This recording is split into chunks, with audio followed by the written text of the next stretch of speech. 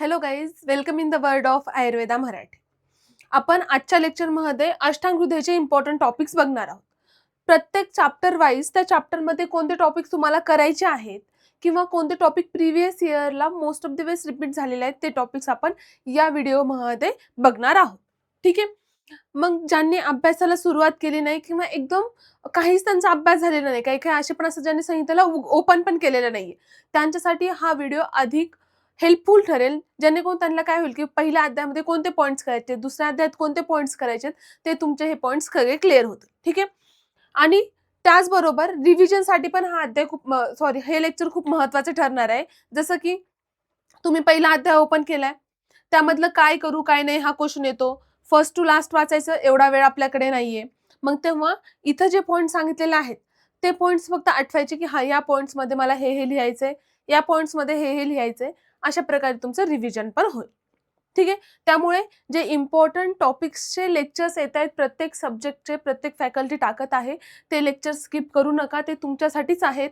Previous इयरचे question analysis करून ते बनवलेले आहेत. त्यामुळे ते व्हिडिओ स्किप करू नका. ठीक आहे. तर आपण पहिल्या अध्यायापासून सुरुवात करू की तुम्हाला पहिल्या अध्यायामध्ये काय काय पॉईंट्स करायचे आहेत. चरकचा पहिला अध्याय आणि अष्टांगचा पहिला अध्याय या दोन्हीमध्ये काही पॉईंट्स कॉमन आहेत. मग तुम्हाला एक्झाम मध्ये तसं मेन्शन केलं जाईल की चरकानुसार लिहायचं का वाग्भटानुसार किंवा अष्टांग हृदयानुसार लिहायचं. ठीक आहे. त्यामध्ये बघा तुम्हाला एससीक्यू साठी मोस्टली इकडले पॉईंट्स विचारले जातील आणि एलएक्यू ला हे पॉईंट्स विचारले जातात. पण त्यामध्ये अष्टांग आयुर्वेद जे काही 8 अंग आहेत आयुर्वेदाचे, ते अंग तुम्हाला इथे लिहायचे आहेत आणि त्याबद्दल 2-2 लाईन मध्ये एक्सप्लेनेशन लिहायचंय फक्त. नंतर त्रिदोष आणि जठराग्नी संबंध. तर दोषांचं वात पित्त कफ हे 3 दोष आहेत, सगळ्यांना माहिती आहे. पण या अध्यायामध्ये दोषांवर जास्त फोकस केले. दोष आणि जठराग्नी संबंध, दोष रस संबंध, दोष कोष्ठ संबंध, त्रिदोष प्रकृती संबंध, त्रिदोषाचे गुण, दोष रस संबंध, म्हणजे दोषांच्या रिलेटेड मोस्टली या अध्यायामध्ये विचारले जाईल. म्हणून तुम्हाला काय करायचंय, वर हेडलाईन द्यायची दोष, म्हणजे शॉर्ट नोट कशा काढायच्या बघा.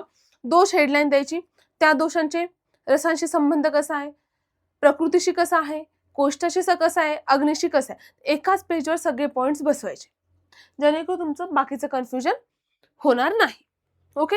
देन या अध्यायामध्ये तुम्हाला दोषांचे स्थान सांगितलेत, दोष कधी प्रकोपित होतो, कोणत्या काळामध्ये कोणता दोष असतो, कोणत्या वयामध्ये कोणता दोष असतो, हे सगळे पॉइंट सांगितलेले आहेत. हे पॉइंट्स पण एकदा वाचून घ्यायचे आहेत, जेणेकरून तुम्हाला बाकी सब्जेक्ट्सला पण ह्याची मदत होईल.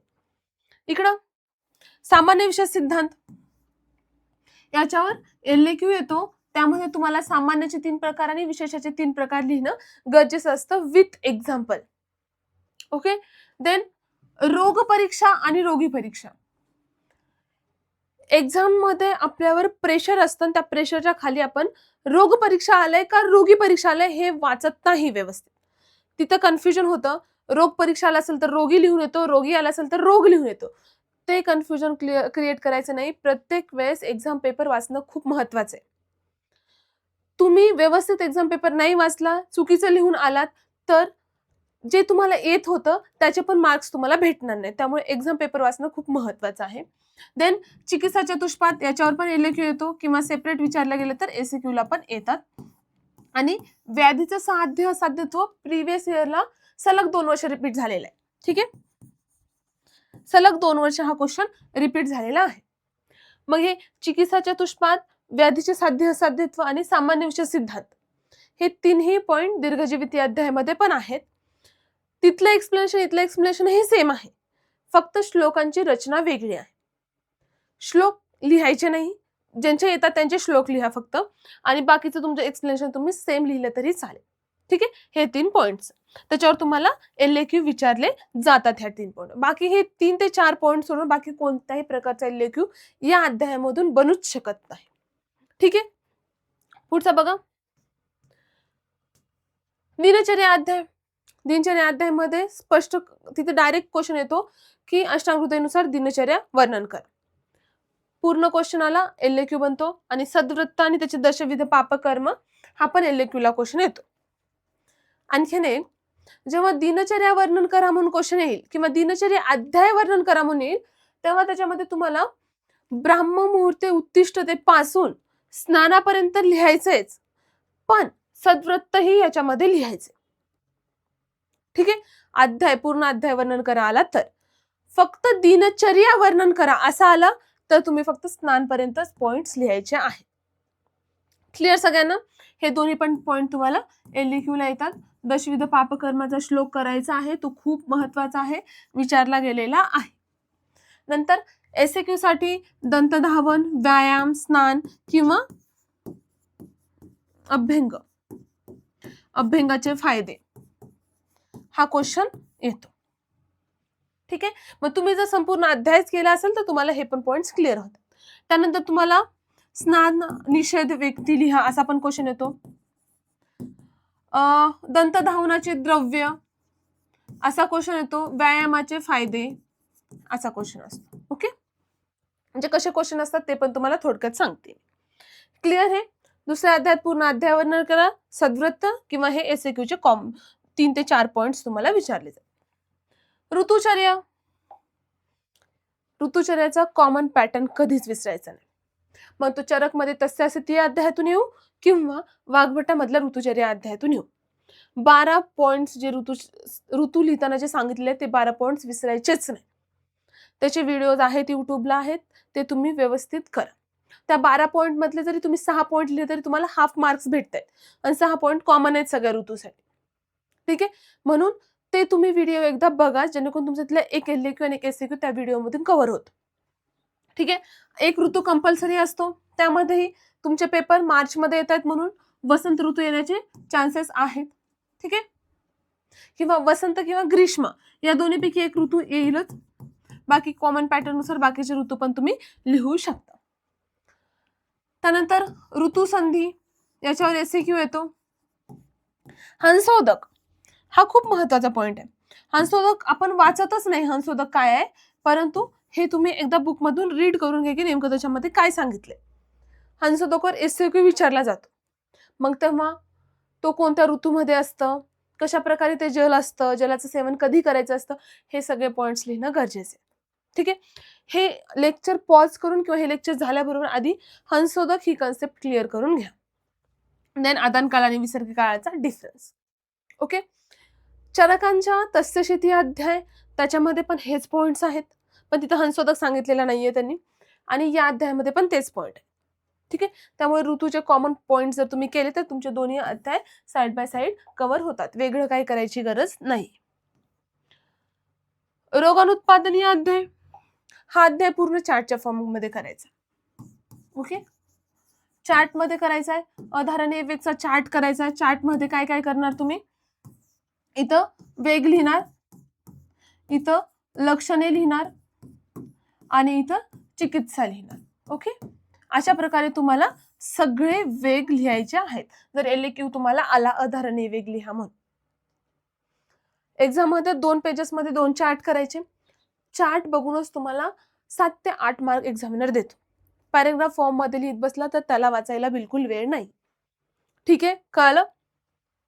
धारणीय वेगावर SAQ येतो आणि सेपरेटली जे काही अधारणीय वेग आहेत त्याच्यामधले असे काही वेग आहेत ज्याच्यावर तुम्हाला सेपरेटली SAQ विचारला जातो. त्यामध्ये अधोवात, मल, मूत्र, शुक्र आणि छर्दे.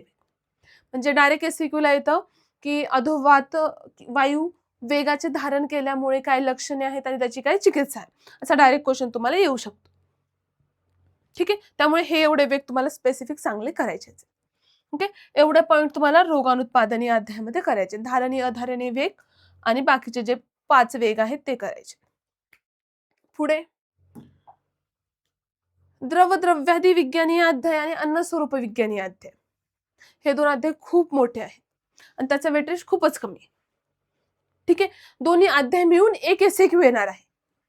त्यामुळे सध्याच्या सिच्युएशनला, एक्झाम जवळ आलेल्या आहेत, सध्याच्या सिच्युएशनला तरी फक्त तुम्ही मेन पॉइंट्स करा, सगळा अध्याय डिटेलमध्ये अजिबात वाचू नका. हे 2 अध्याय बाजूला आणि दुसऱ्या सगळ्या संहितेचा सिलेबस अर्ध्याच्या वर सिलेबस बाजूला, अशा प्रकारची ती पद्धत. त्यामुळे या अध्यायामध्ये जास्त वेळ वायाच घालू नका.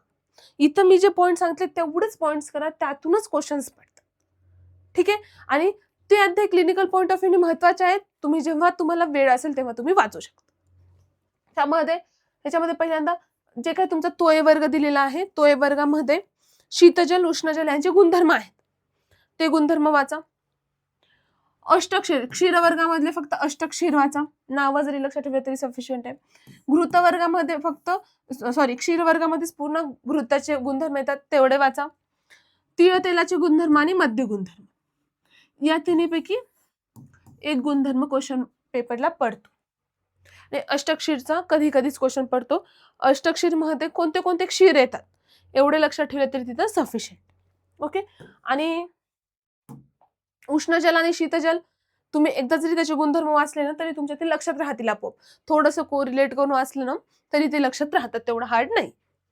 एवढेच पॉईंट आहे अध्यायामधून करा, जास्त करत बसायच्या नादी लागू नका. ठीक आहे. आणि अन्न स्वरूपचं पण सेम, फक्त हे 4 वर्ग करा. शुकधान्य वर्ग इन डिटेल व्यवस्थित करा. षष्टीशाली काय आहे ते बघा त्याच्यामधलं. त्याचबरोबर शालीचे जे प्रकार आहेत 2-3 ते प्रकार बघा काय आहेत ते. शुकधान्य व्यवस्थित करा. नेक्स्ट कृतान्न वर्ग, त्यामध्ये मंड, विलेपी, पेया, येवागू. मंड, विलेपी, पेया, येवागू ह्या 4 गोष्टी काय आहेत, त्याच्यामध्ये जलप्रमाण किती असतं हे व्यवस्थित आलं पाहिजे. तुम्हाला डायरेक्ट ते मंडपे विलेपे एक्सप्लेन करा अशा क्वेश्चन कृतान्न वर्गातून येतो. किंवा कृतान्न वर्ग जरी तुम्हाला विचारलं, तुम्ही ते 4 गोष्टी जरी एक्सप्लेन केलं तरी तुमचा एक पेज भरतं. कोणकोणत्या? मंड, पेया, विलेपी आणि येवा, यावरूनच तुमचा एक पेज भरतं आणि मग बाकीचे छोटे छोटे पॉइंट्स लिहून पुढचं पेज तुम्ही कव्हर करू शकता. ठीक आहे. देन मांसवर्ग, यामधले पण जे 8 प्रकार सांगितले ते 8 प्रकार. आणि औषधी वर्ग करणं महत्वाचं. औषधी वर्गामध्ये तुम्हाला त्रिकटू, त्रिजात, त्रिफळ हे विचारतात. आणि एक लवणचा पण ह्याच्यातला महत्वाचा क्वेश्चन आहे, लवण विचारतात. ओके. त्यामुळे हे औषधी वर्ग व्यवस्थित करा आणि बाकी मग तुम्ही शुकधान्य, मांसवर्ग आणि कृतान्न वर्ग वरून केले तरी चालेल. औषधी वर्गावर तुम्हाला प्लस एमसीक्यूचे पॉइंट्स पण येतात, म्हणजे इथं विचारले तर जाणार नाहीये, सहसा नाही आपल्याकडे ते एमसीक्यू मध्ये हा, परंतु जर आलंच तर तुम्हाला येतात. त्यामुळे तो अध्याय व्यवस्थित करायचा. शुकधान्य, कृतान्न, मांसवर्ग आणि औषधी वर्ग. मांस वर्गामध्ये पण 8 वर्ग करा व्यवस्थित, जे काही 8 प्रकार सांगितलेत ते. आणि कृतान्न मध्ये मंडपे विलेपी हे करा. ठीक आहे. एवढंच करा, बाकी इन डिटेल हा अध्याय वाचू नका. वाचायला गेलं तर खूप सुंदर अध्याय आहे हा. जसं की तुम्हाला पेशंटला काय खायला द्यायचं, काय खायला द्यायचं नाही हे सगळं कळतं. पण आता आपल्याकडे वेळ नाही, आपल्याला आपली पासिंग काढायची आहे. ठीक आहे. बघा पुढे अन्नरक्षा. अन्नरक्षा अध्याय म्हटलं की याच्यामध्ये सिम्पली विषक्त अन्नाच्या परीक्षा हा पॉइंट स्किप करायचा असते. ठीक आहे. 26 अन्न लक्षणे त्याच्या परीक्षा, लक्षणे परीक्षा. परीक्षेमध्ये पण मोस्टली अग्नि परीक्षा जी आहे ती वाचा. नंतर विरुद्ध आहार. मग विरुद्ध आहारामध्ये स्टेप वाईज आधी व्याख्या लिहायची, प्रकार लिहायचे आणि चिकित्सा लिहायची. ठीक आहे. व्याख्या, प्रकार, चिकित्सा आणि उदाहरण. ठीक आहे. प्रकार जे आहेत त्याच्यात एक एक उदाहरण लिहिलं तरी सफिशियंट. देन सात्मीकरणाच्या पद्धती, म्हणजे तुम्हाला 1/16 किंवा 1/4 असं सांगितलेलं आहे सात्मीकरणाच्या पद्धतीमध्ये. ती पद्धत एकदा वाचा. आणि त्रयोपस्तंभामध्ये काय आहेत, तुम्हाला डायरेक्ट असं विचारतो की त्रयोपस्तंभाची नावे लिहून निद्रा एक्सप्लेन करा, असा क्वेश्चन पण इथे येतो. ठीक आहे. कारण की आहाराचं ऑलरेडी आपण मात्राशिती अध्यायामध्ये सगळं शिकलेलं असतं, पण इथं तुम्हाला निद्रेवर जास्त फोकस करतात. त्रयोपस्तंभामध्ये याची नावे लिहून निद्रा. मग निद्रेवर काय, निद्रेमध्ये अतिनिद्रा घेतल्याने काय होतं, निद्रा घेतली नाही तर काय होतं, दिवास्वापाने काय होतं, रात्री जागरणाने काय होतं, हे सगळे पॉइंट्स इथे लिहिणं एक्सपेक्टेड आहे. ओके. या अध्यायामध्ये तुम्हाला हेच 4 पॉइंट्स करायचे, एवढं केलं तरी सफिशियंट. हा, नंतर मात्राशिती अध्याय. इथे तुम्हाला 2 LQ बनतात. सगळ्यात आधी तर हीन मात्रा, अतिमात्रेचे जे काही आहाराचे प्रमाण आहेत त्याचे, हीन मात्रेत आहार घेतला तर काय परिणाम, अतिमात्रेत घेतला तर काय परिणाम, हे तुम्हाला दिलेलं आहे. एक एमसीक्यूचा पॉइंट इथे लक्षात ठेवा.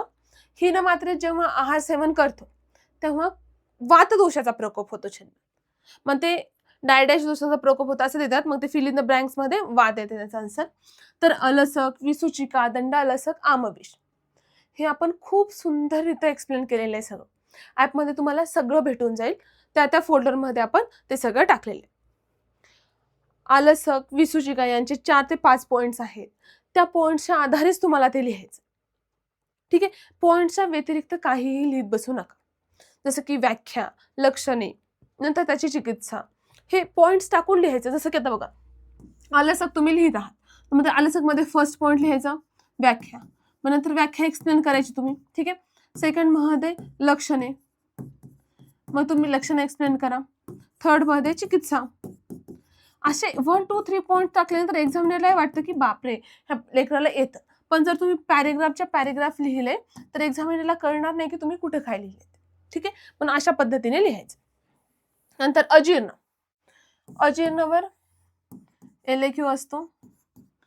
अनुपानवर पण LAQ विचारतात. जर अजीर्ण आला त्याच्यामध्ये हेतू, प्रकार आणि लक्षणे. प्रकारामध्ये पण त्याचे जे 4 प्रकार आहेत ते 4 प्रकार व्यवस्थित एक्सप्लेन करायचे. प्रत्येक प्रकाराची व्याख्या आणि प्रत्येक प्रकाराची लक्षणे हे लिहिणं गरजेचं. ठीक आहे. हेतू, प्रकार, लक्षणे अजीर्णमध्ये. अनुपानमध्ये पण अनुपानाच्या व्याख्येपासून सुरुवात, कोणताही क्वेश्चन होऊ द्या, व्याख्येपासून सुरुवात करायचं. इंट्रोडक्शन आलंच पाहिजे. ठीक आहे. नंतर भोजनाची शास्त्रीय पद्धत, याच्यावर कधी विचारला नाही क्वेश्चन, पण जर तुम्ही एकदा वाचलं ना तरी ते लक्षात राहील की कशा प्रकारे भोजन सेवन केलं पाहिजे. ठीक आहे. एवढे पॉइंट्स या अध्यायामधून करायचे आहेत मात्राशेती अध्यायामध्ये. ही नाती मात्रामध्ये भोजनाचे दुष्परिणाम, अलसक, विसूचनिका, दंडालसक, आमविष, अजीर्ण, अनुपान आणि भोजनाची शास्त्रीय पद्धत. Okay, clear. पुढे 9व्या अध्यायामध्ये याच्यामध्ये पूर्ण द्रव्याबद्दल सांगितले. वायवाला एक्झामिनर क्वेश्चन पण विचारतो की द्रव्यांबद्दल सगळ्यात जास्त कुठं वर्णन आलंय, तर द्रव्यादी विज्ञान या अध्यायामध्ये आलेलं. ठीक आहे. मग त्यामध्ये द्रव्याचे गुण, त्याच्यामध्ये आपल्याला सांगितले पांचभौतिकत्व सांगितलेले आहेत त्याचे. म्हणजे द्रव्याचे काही 5 पांचभौतिकत्वानुसार 5 द्रव्यांचे गुण, जसं की पार्थिव द्रव्यांचे गुण, वायवीय, तेज, आकाशीय, जल, त्यानुसार प्रत्येकांचे गुण सांगितलेत. याचा पण आपण चार्ट केलेला आहे. चार्ट मध्ये इथं काय टाकायचं तुम्हाला, द्रव्य टाकायचं, नंतर गुण आणि कार्य. अशा प्रकारे आपण चार्ट केलाय. 5 द्रव्यांचा असा तुमचा चार्ट आला पाहिजे. ठीक आहे. एक्झाम मध्ये चार्ट लिहिलं तरी तुम्हाला मार्क्स भेटतात. पुढे वीर्य, विपाक आणि प्रभाव, डेफिनेशन आणि प्रकार. ठीक आहे. वीर्य आणि विपाक या दोघांची व्याख्या आणि प्रकार हे पॉइंट्स करायचे. आणि त्यातल्या त्यात वीर्य खूप महत्वाचा पॉइंट आहे. तो खूप वेळेस आलेला आहे, तो स्किप करायचाच नाही. ठीक आहे. द्रव्याचे कार्यक्षेत्र आणि द्रव्याची कारमुकता. कार्यक्षेत्र म्हणजे कोणते द्रव्य कुठं काम करतं त्यानुसार ते लिहायचं. आणि द्रव्य कारमुकता च्यामध्ये द्रव्य, गुण, वीर्य, विपाक यानुसार कारमुकता सांगितलंय. कशा प्रकारे द्रव्य कोणत्या गुणाने, कोणत्या वीर्याने कार्य करतं हे तुम्हाला इथं लिहायचंय. हा क्वेश्चन एक्झामिनरचा खूप आवडता आहे आणि मुलं हा क्वेश्चन करत नाहीत. याचाही व्हिडिओ युट्यूबवर आहे, तुम्ही तो व्हिडिओ बघू शकता.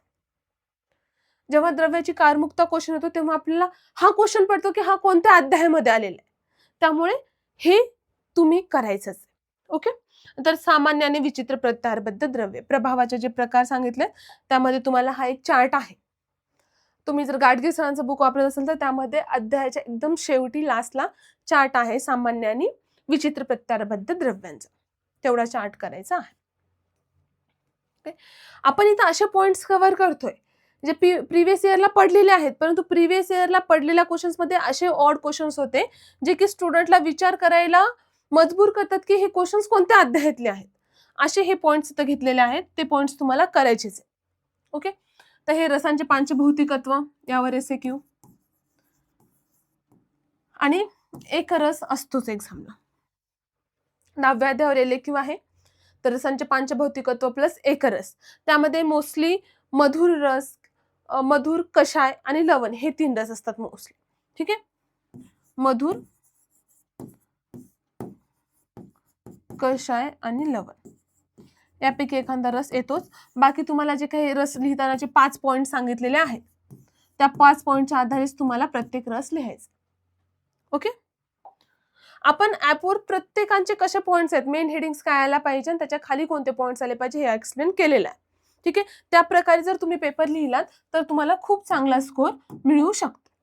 पुढे दोषविज्ञानी अध्याय 11-12 हे 2 अध्याय खूप मोठे आहेत, परंतु तुम्ही हे 2 अध्याय केलं तर तुमचं फिजिओलॉजीचे जे काही तुमचे श्लोक्स असतील आयुर्वेद पार्टचे ते सगळे श्लोक्स कव्हर होतात. ठीक आहे. आणि हे आपण चार्ट फॉर्म मध्ये करणार आहोत.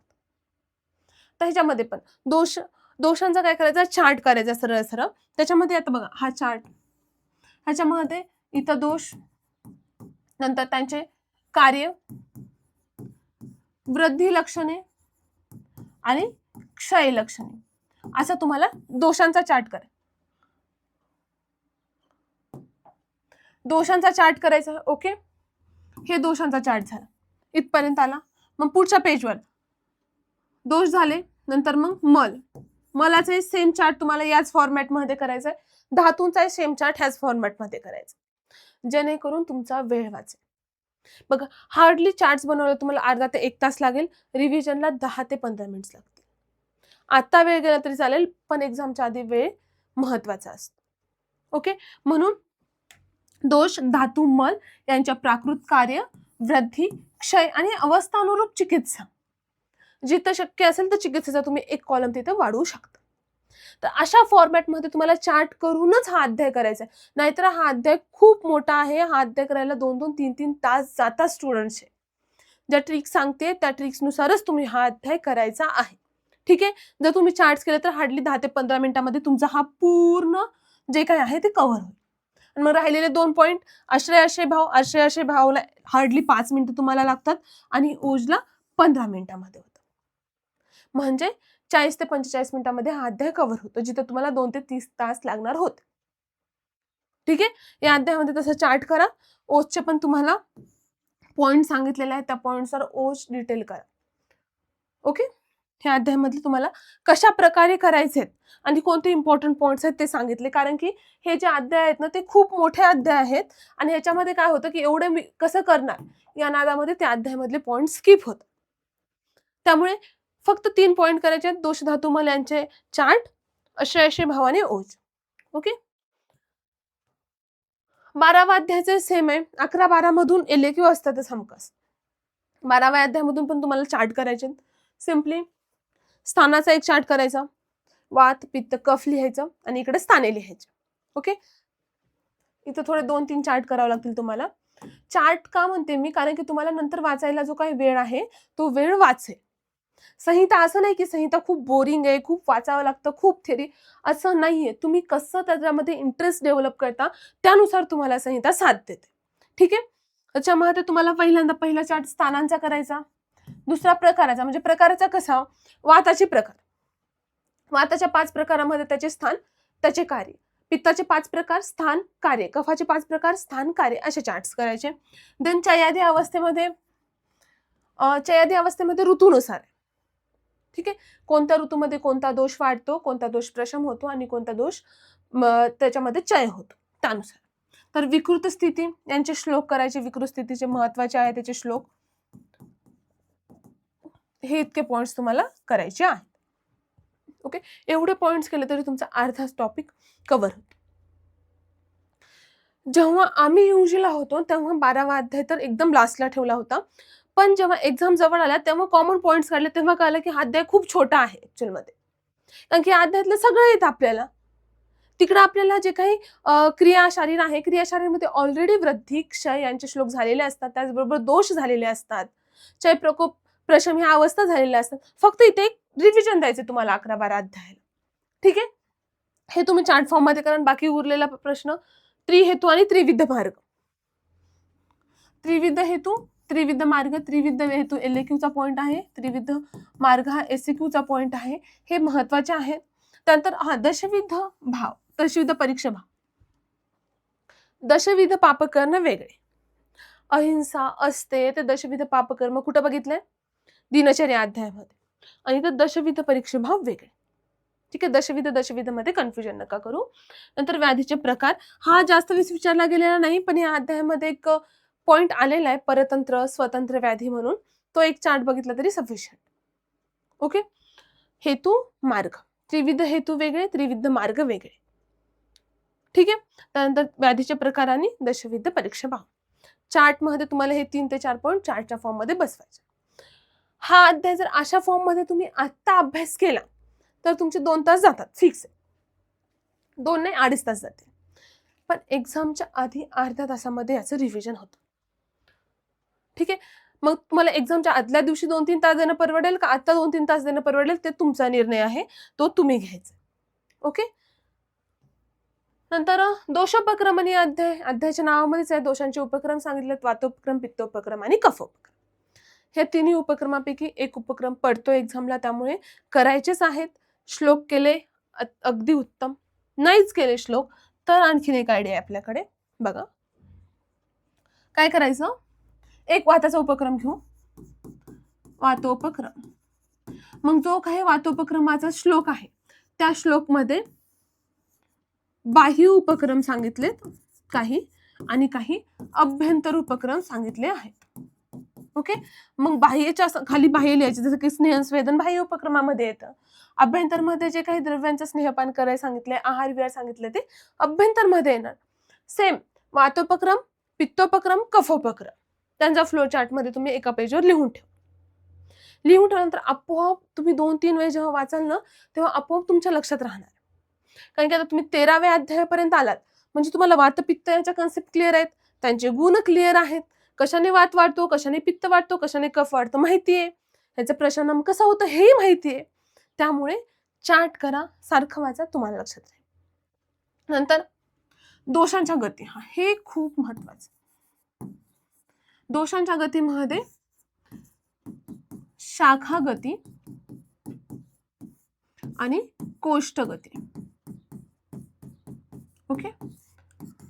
म्हणजे दोष शाखेतून कोष्टाकडे कधी जातात आणि कोष्टातून शाखेकडे कधी जातात, याची तुम्हाला 3-4 असे तुम्हाला पॉइंट सांगितले, ते पॉइंट्स तुम्हाला लिहायचे. आणि त्याचं खूप सुंदर एक्सप्लेनेशन दिलेलं आहे ग्रंथकाराने. ते एकदा तुम्ही एक्सप्लेनेशन वाचलं आणि माइंडमध्ये सेट केलं की नंतर तुम्हाला वाचायची गरजही पडणार नाही. ठीक आहे. ते पॉइंट्स करा. साम निराम दोषांची लक्षणे आणि आमाची व्याख्या आधी करा. आमाची व्याख्या केलं की आपोआप साम निराम दोषांची लक्षणे लक्षात राहतात. त्यानंतर शोधन काळ आणि शोधनाचं महत्व. हा वायवाचा क्वेश्चन एक्झामिनरचा महत्वाचा किंवा फेवरेट क्वेश्चन आहे की शोधन काळ कुठं सांगितलंय, शोधनाचे महत्व कुठं सांगितलं. आपल्याला बिलकुल आठवत नाही शोधन म्हणजे एवढंच माहिती असतं, आणि ते पण आपल्याला असं वाटतं की शोधन हे द्विधोपक्रमण या अध्यायामध्ये सांगितलेलं आहे, पण नाही. शोधनाचं महत्व इथं सांगितलेलं आहे आणि शोधनाचे प्रकार तिकडं सांगितलेले आहे. ओके. शोधन काळ आणि शोधनाचे महत्व 13व्या अध्यायात आहेत आणि शोधनाचे प्रकार हे 14व्या अध्यायामध्ये आहेत. आणि शमन औषध सेवन काळ हा एलएक्यूचा क्वेश्चन आहे. या अध्यायामध्ये जर उपक्रमावर क्वेश्चन नाही पडला तर त्याच्यावर क्वेश्चन पडतो. ठीक आहे. उपक्रम किंवा शोधन औषधी सेवन काळ यापैकी एकावर एलएक्यू असतो, बाकी एसएक्यूचे पॉइंट्स आहेत. क्लिअर सगळ्यांना? कसे चार्ट करायचे, कसा फ्लो चार्ट करायचा हे तुम्हाला सांगितलं. द्विधोपक्रमणी अध्याय एका फ्लो चार्टवर होतो. जसं की बघा उपक्रम 2 आहेत, संतर्पण, अपतर्पण. एकदम फास्ट मध्ये सांगते की अध्याय कसा करायचा. संतर्पण मध्येच काय बृहण येणार आणि अपतर्पण मध्येच काय येणार, लंघन येणार. मग पुन्हा 2 प्रकार, शमन, शोधन. ओके. आणि पुन्हा शोधनाचे 5 प्रकार आणि शमनाचे 7 प्रकार. संपला अध्याय. एकदम सोपा अध्याय आणि माझा फेवरेट अध्याय. एवढं केलं तरी पण हा अध्यायामधले पॉइंट्स कव्हर होतात. मग पुढे तुम्हाला उपकर्माची व्याख्या, अपतर्पणाची व्याख्या, लंघनाची व्याख्या, शमनाची व्याख्या, शोधनाची व्याख्या हे तुम्हाला करायचे पॉइंट्स आहेत. पण शॉर्ट रिव्हिजन साठी सांगते की शॉर्ट रिव्हिजन असं करायचं या अध्यायाचं. ओके. झालं. द्विविध उपक्रमणीय झालं. शोधनाची व्याख्या ह्याच्यातच कव्हर झाली. शोधनाचे प्रकार पण ह्याच्यामध्ये कव्हर झाले, 5 प्रकार. शमनाची व्याख्या आणि प्रकार, शमनाची व्याख्या आणि प्रकार कव्हर झालं. लंघन, बृहण, सम्यक आणि अतियोग. म्हणजे बृहणाचा सम्यक योग आणि लंघनाचा अतियोग. बृहण आणि लंघनाचा सम्यक योग आणि अतियोग काय आहे एवढंच करायचं. ओके. काय करायचं, उपक्रम 2 प्रकारचे. संतर्पण, अपतर्पण. संतर्पणमध्ये भ्रूणाची व्याख्या लक्षात ठेवा, त्याच्यात पांचभौतिकत्व. अपतर्पणमध्ये लंघन, लंघनाचे पांचभौतिकत्व. लंघनाचे 2 प्रकार, शमन, शोधन. शमनाची व्याख्या, शोधनाची व्याख्या. शमनाचे प्रकार, शोधनाचे प्रकार. बस. याच्या व्यतिरिक्त काहीच विचारत नाही त्या अध्यायामध्ये. ओके, क्लिअर सगळ्यांना? असं पटापट रिव्हिजन झालं पाहिजे तुमचं. आत्तापासून अभ्यास केला तर नक्कीच एक्झामच्या आधी जे काही वीक असेल एक, त्याच्यामध्ये तुमचं असंच रिव्हिजन होईल. बाकी शोधनादी गणसंग्रह हा तुम्हाला एक डिस्काउंट म्हणून दिलेला अध्याय आहे, ज्याच्यावर तुम्हाला काहीच क्वेश्चन विचारले जाणार नाही. ठीक आहे, काही क्वेश्चन नाही म्हटलं की असं बरं वाटतं जरासं की हा अध्याय स्किप केला तरी चालेल. ठीक आहे, स्किप करा अध्याय, काही करायची गरज नाहीये, बुक उघडायची पण गरज नाही अध्यायासाठी. ओके, क्लिअर सगळ्यांना? आपण आयुष्कामी अध्यायापासून द्विधोपक्रमिणी अध्यायापर्यंत प्रत्येक एक पॉइंट सांगितलंय मी तुम्हाला की काय काय करायचं आहे त्याच्यामध्ये. एवढे पॉइंट केले तरी तुमची पासिंग काय, तुम्हाला मॅक्झिमम स्कोर भेटेल. ठीक आहे, म्हणून इथं सांगितलेले पॉइंट स्किप करू नका. वाटलं तर हे एका बुकवर लिहून घ्या. अभ्यास करताना, रिव्हिजन करताना ह्याची नक्कीच तुम्हाला हेल्प होईल. तुमची तर हेल्प होईल, पण तुमच्या फ्रेंडचीही हेल्प व्हावी असं तुम्हाला वाटत असेल तर हा व्हिडिओ नक्कीच त्यांच्याशी शेअर करा, म्हणजे सगळ्यांचीच प्रगती सोबत होईल. ठीक आहे, अशा प्रकारे आपल्या सगळ्या फॅकल्टीजचे जे काही व्हिडिओज आहेत ते व्हिडिओज तुम्हाला प्रत्येक सब्जेक्टचे प्रत्येक चॅप्टर वाईज भेटत आहेत. ते पूर्णतः अनालिसिस करून पाठवत आहेत सगळे जे काही फॅकल्टीज आहेत ते व्हिडिओज, त्यामुळे ते स्किप करू नका, ते व्यवस्थित बघा. ठीक आहे, बाकी इन डिटेल सिलेबस आपण ॲपवर कव्हर केलेला आहे. जे आमच्यासोबत ॲपवर जोडलेले स्टुडंट्स आहेत त्यांचा सिलेबस कव्हर झालेला आहे असेल आतापर्यंत, कारण की आपण सगळेच टॉपिक्स ॲपवर कव्हर करून घेतो. ठीक आहे, बाकीच्यांना आणखीनही भीती वाटतेय, होईल की नाही असं वाटतंय, त्यांनी ॲप जॉईन करू शकता, ॲपवरचे लेक्चर्स बघू शकता, नक्कीच तुम्हाला त्याचा फायदा होईल. त्याचबरोबर आपल्या डिस्क्रिप्शन बॉक्समध्ये व्हॉट्सअपच्या लिंक्स दिलेल्या आहेत. व्हॉट्सअपचे चॅनल्स आहेत, त्याच्यावर प्रत्येक फॅकल्टी प्रत्येक दिवसाला तुम्हाला MCQ प्रोव्हाइड करतात, टार्गेट प्रोव्हाइड करतात. ते तुम्ही केलं तर नक्कीच तुम्हाला त्याची हेल्प होईल. ठीक आहे, तसंच टेलिग्राम चॅनल पण आहे, ते पण तुम्ही जॉईन करू शकता. ओके, एवढं तुम्ही इथं सांगितलेलं अष्टांगचं आणि चरकचं जे काही आपण सांगितलेलं आहे तेवढं केलं तरी तुमची पासिंग इझिली निघून जाईल. ठीक आहे, अभ्यास करण्यासाठी ऑल द बेस्ट. थँक्यू.